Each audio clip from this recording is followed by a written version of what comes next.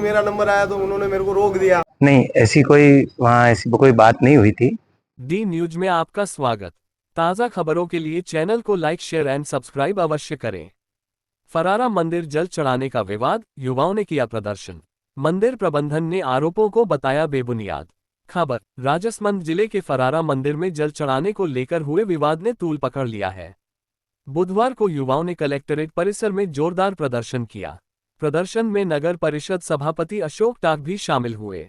प्रदर्शनकारियों ने आरोप लगाया कि मंदिर में कुछ युवाओं को जाति पूछकर जल चढ़ाने से रोका गया, जिससे सामाजिक सौहार्द बिगड़ने का खतरा है।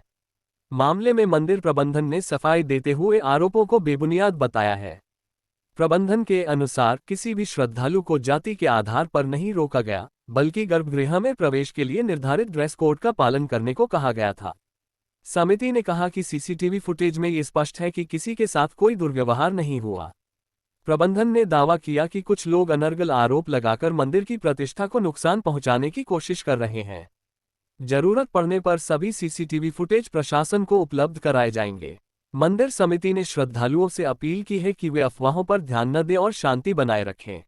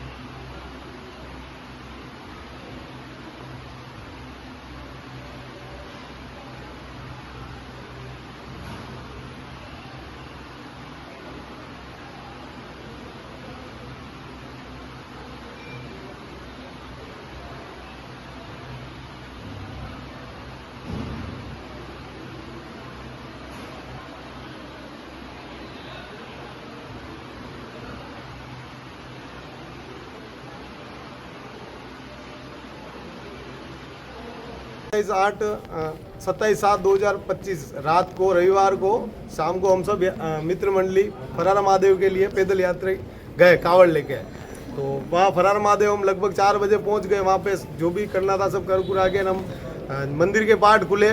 जैसे ही मंदिर के पाठ खुले उसके बाद हमने महाआरती में हम सब शामिल हुए। फिर वहाँ की जो वेशभूषा थी हमने सब पहन के लाइन सर जल चढ़ाने के लिए गर्भगृह में जाने के लिए खड़े हुए।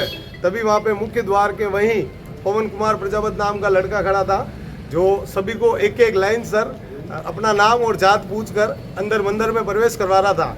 तो मेरा नंबर आया और मेरे साथियों का भी नंबर आया जो मेरी समाज के थे।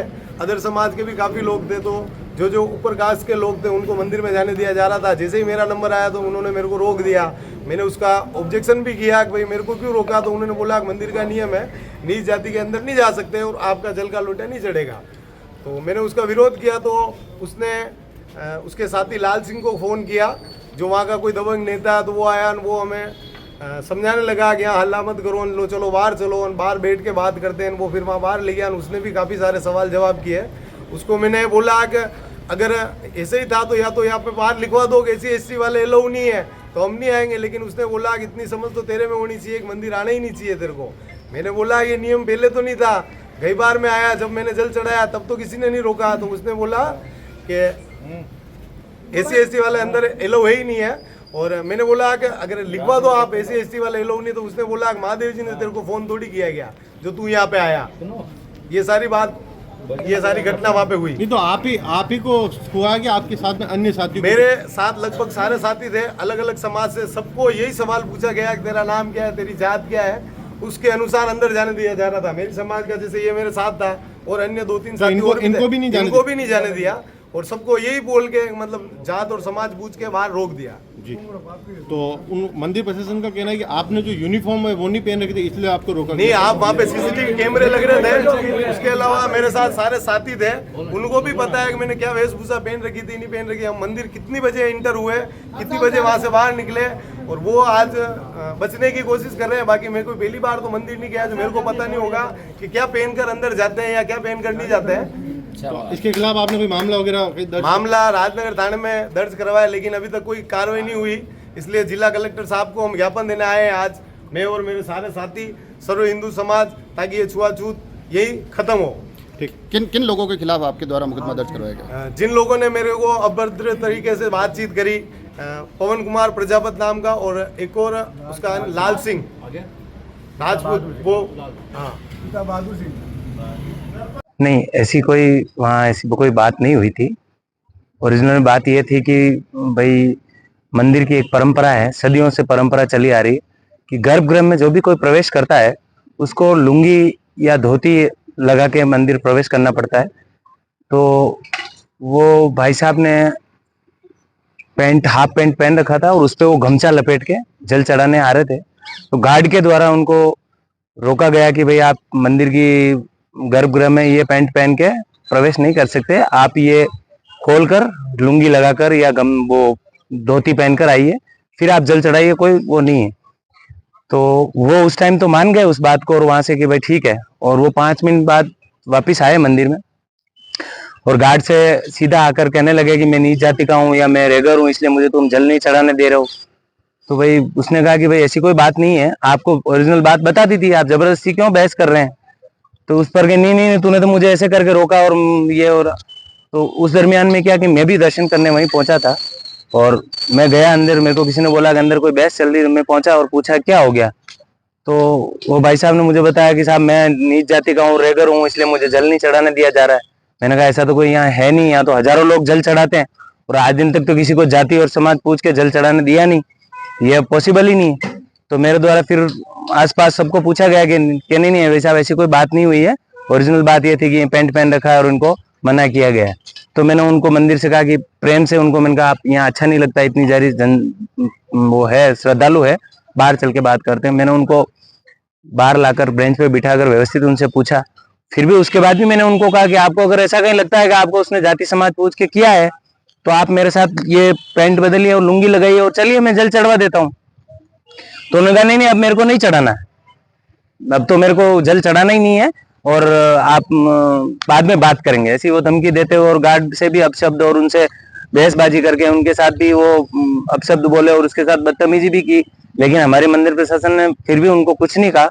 और ये सारा फुटेज सीसीटीवी में रिकॉर्ड है, सारी घटना जो हुई है वो ओरिजिनल सीसीटीवी में रिकॉर्ड है, और वो प्रशासन को, जांच का विषय प्रशासन को अवेलेबल करा दिया जाएगा जब प्रशासन मांगेगा, और हमारे द्वारा प्रशासन को बताई भी गई है। और ऐसी जो ये बातें फैलाई जा रही है, ये बहुत प्राचीन मंदिर है, बहुत इसका मान्यता है, यहाँ हजारों श्रद्धालु आते हैं, मतलब इसको बदनाम करने की ये चीज हो रही है, जबकि वास्तविकता में ऐसा कुछ वहाँ हुआ नहीं।